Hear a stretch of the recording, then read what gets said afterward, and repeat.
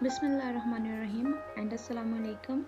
Today we are going to start a new topic from chapter 3, that is biodiversity, and the topic is classification system. So let's start with the topic. With the million of different species and organisms on earth in various ecosystems, would it be easy to study each one in detail? Of course not. And therefore there evolved a system of categorizing the organisms into different groups. Let us study this type of classification, but before that we will see that what basically classification is. Classification of organism is a systematic method of arranging organisms into different groups and subgroups based on their similarities and their differences. So we need to categorize the organisms on the basis of their classification.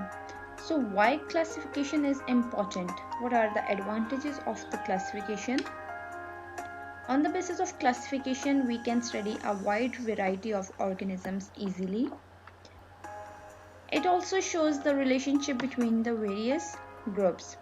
In biology, there is a basic need to identify organisms correctly and place them in the right category. This helps in learning about the large number of organisms in an accurate manner. So we need a system for this. Let's see the levels of classification. Taxonomists classify all organisms into a hierarchy and give them standardized names that are often Latin or Greek or derived from other languages and even people's names.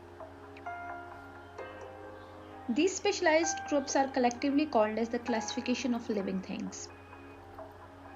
There are 7 main levels of classification in the hierarchy. They are from the most to the least inclusive. They are also known as the domains. From the domain 1, that is kingdom, then we have the phylum or the phyla, then class, order, family, genus, and species. If we see the history of classification, different scientists proposed their concept of classification in different times. The earliest known system of classification of organisms comes from the Greek philosopher Aristotle.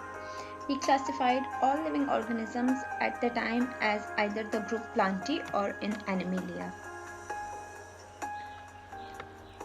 So he proposed two-kingdom classification, but biologists prefer such a system that can provide maximum information about the basic differences and similarities among the different organisms. So according to the earlier classification system, organisms were only classified into two kingdoms, but now taxonomists agree on 5-kingdom classification system because it was very difficult to study these organisms under two-system classification as they have different characteristics and features. Two-kingdom classification system. The two-kingdom classification system was first published in 1735 by Carolus Linnaeus, who distinguished two kingdoms of living things, that is, Animalia and Plantae. Animalia for animals and Plantae for plants. He classified all living organisms into two kingdoms on the basis of their nutrition and locomotion. Linnaeus placed unicellular protozoans and multicellular animals under animal kingdom because of their compact body, their mode of nutrition, and their locomotion. All other organisms were grouped under plant kingdom because of their immobility, spread out appearance, and autotrophic mode of nutrition. So the two-kingdom classification is Kingdom Plantae, which includes all the plants and plant-like organisms, and Kingdom Animalia, which includes all the animals and animal-like organisms. There were also some demerits or limitations of two-kingdom classification. That is, the two-kingdom classification system did not indicate any evolutionary relationship between the plants and the animals. It grouped together the prokaryotes, that means bacteria, with the other eukaryotes. It also grouped unicellular and multicellular organisms together. This system did not distinguish the heterotrophic fungi and the autotrophic green plants. They placed it in both in the same groups. There were some organisms which show both animal and plant-like characteristics, so no fixed position was assigned them. For example, Euglena.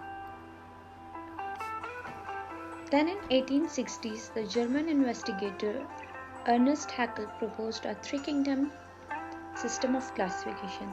Haeckel's three kingdoms were Animalia, Plantae, and Protista. The members of kingdom Protista includes the protozoa, fungi, bacteria, and other microorganisms. Kingdom Animalia includes all the animals, and kingdom Plantae includes all the plants. Haeckel's system was not widely accepted, however, and microorganisms continued to classify it as plants, for example, bacteria and fungi, or animals, for example, protozoa. Like two-kingdom classification, there were also some limitations of three-kingdom classification, that is, both prokaryotes and eukaryotes were placed together in kingdom Protista, for example, bacteria and algae. Heterotrophic and autotrophic were placed together, for example, bacteria and algae. Fungi were still included in this kingdom Plantae. Thank you so much for watching. Take care.